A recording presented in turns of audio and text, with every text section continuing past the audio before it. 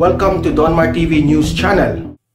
Okay, lalong nagtrending, tumataas itong balita tungkol nga dito sa China at itong Pilipinas sa pag-water cannon ng barkong China sa ating mga Coast Guard, no? At pakinggan natin ngayon ang opinion kay Erwin Tulfo. Okay? Meron din siyang mga opinion tungkol dito.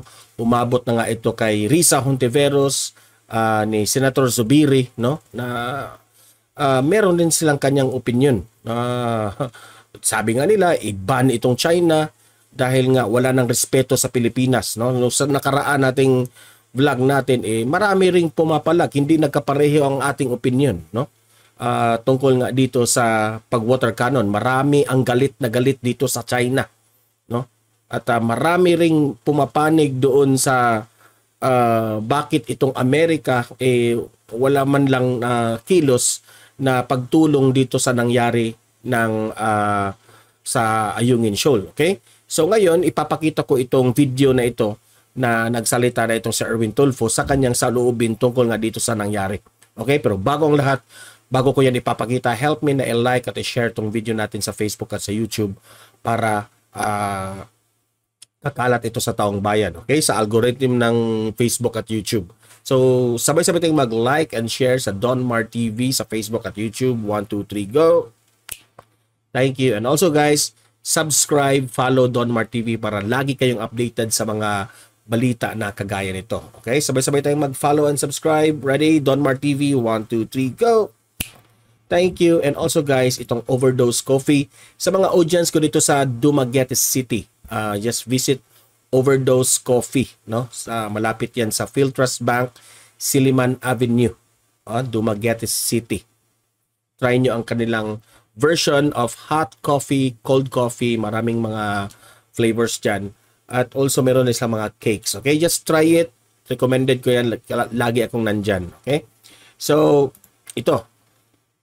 Pakinggan natin ang sinabi ni Erwin Tulfo sa isang interview tungkol nga dito sa nangyari sa China na winoter cannon ang ating mga Coast Guard. Okay, let's play the video.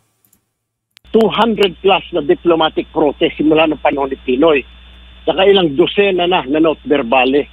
Nakailang back-channeling na. Pati si Trillanes, napasama pa dyan. Ang pinaka-latest niya, si dating Pangulong Duterte.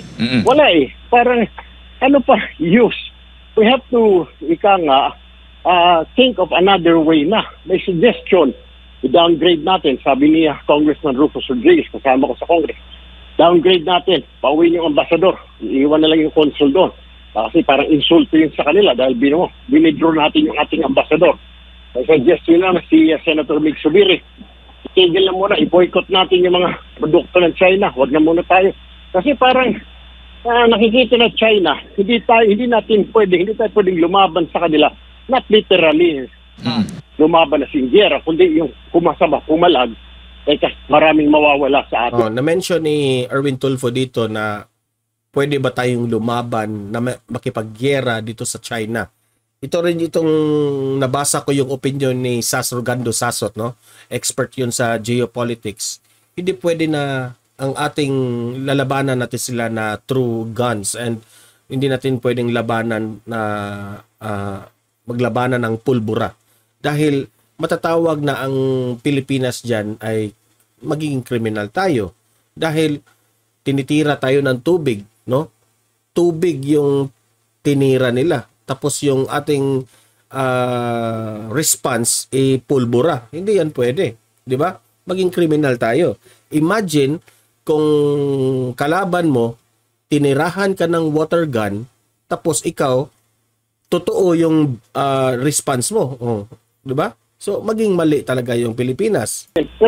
So, yan, talagang palaisipan yan. Talagang expert ang makapagsabi dito kung ano ang magiging hakbang ng Pilipinas. Yung water cannon yan Okay? Water cannon meaning hindi naman harmful siguro ang tubig na yan, pero that's one way of saying na alis kayo dito, no? Hindi kinilala ng China ang ating teritoryo dyan sa Ayungin Shoal. So yan ang pinakamahirap. And let's accept it. Galit na galit sila.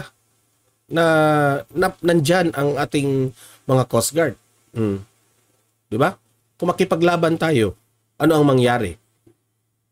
Ha? Matatalo ba natin sila? Oh. Tutulungan ba tayo ng Amerika? Yan ang tanong na mahirap sagutin. Ang hindi nalalaman ng mga kababayan natin, maraming investment sa China dito. Kagaya Manila Bay Reclamation na yan. Isang malaking kumpanya. Pag-ari ng gobyerno. Oh. Kasi na-mention ng mga Senado na i-ban na lang natin ang China dito sa Pilipinas. Di ba? So that means iputol talaga yung pagkakaibigan natin ng China. I-ban totally. Na hindi naman inisip ng ibang mga senador na maraming mga produkto ang mga China dito sa Pilipinas.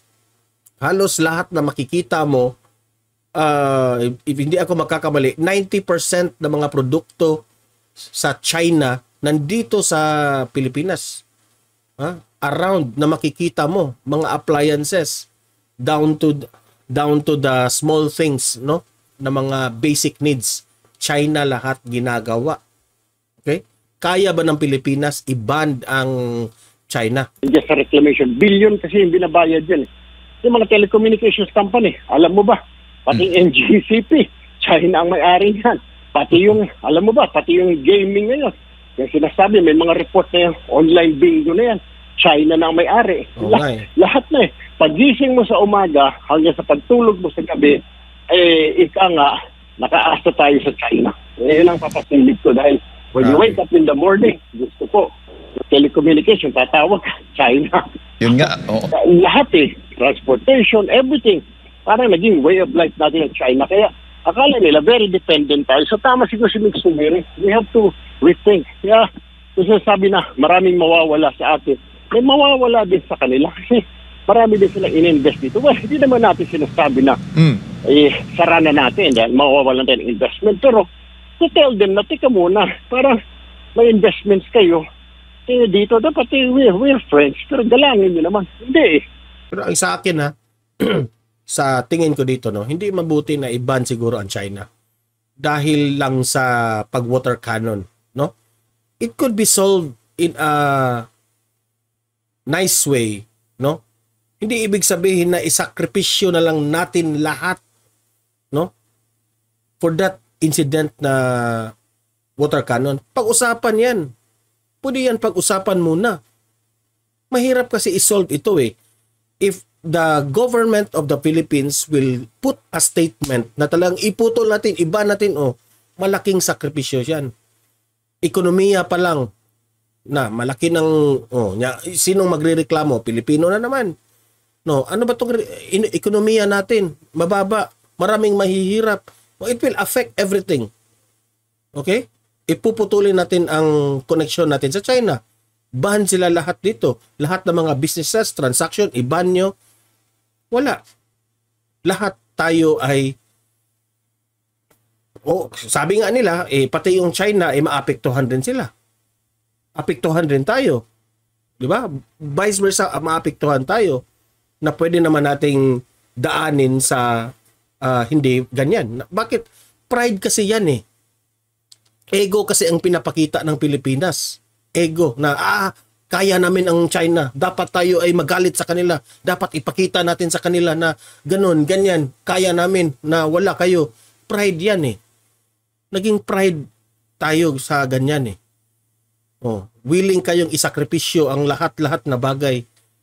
Sinong kawawa? Yung mga pobre natin sa Pilipinas. Yung mga kumakain lang ng isang beses sa isang araw. Yun ang it will affect our economy. Madali lang sabihin sa inyo mga senators, mga congressman, madali ninyong sabihin yan na iba natin ang China kasi mga mayayaman kayo, nabubuhay kayo, marami kayong pera. How about yung ating mga Pilipinong walang pera? Isip-isip rin. May mga nagsasabi, iba daw yung West Philippines. Iba yung economic ties. Nandoon na tayo. Pero magkaakibat siya. Yung West Philippines is part of Philippines. We're talking of economy of the Philippines. Hindi mo po pwedeng parang isang pamilya, Jade, di ba? Pag may problema sa garahe, dahil yung kapitbahay mo, tinatapunan ng basura yung garahe mo, o inang-inak, pinaparadahan na sasakyan niya yung garahe mo. What do you do?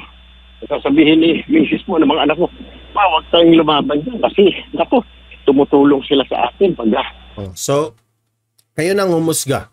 Kayo nang magkomentaryo. Libre kayo mag-comment, mag-react sa opinion ni dating secretary ng DSWD, Erwin Tulfo. Kung panig ba kayo sa kanya, pabor ba kayo sa kanyang mga sinasabi, magkaiba ha. Mahirap talaga kasi marami talagang mga opinion. Magkaiba ang mga opinion tungkol dito. Okay? So ako, nakapagsabi na ako sa opinion sa last vlog ko, no? Kayo, comment, react. Pag-usapan natin yan sa comment section.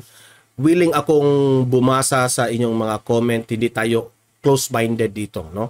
Natutuwa nga ako kasi maraming nagko-komentaryo na again sa akin. Okay lang, okay yun, no?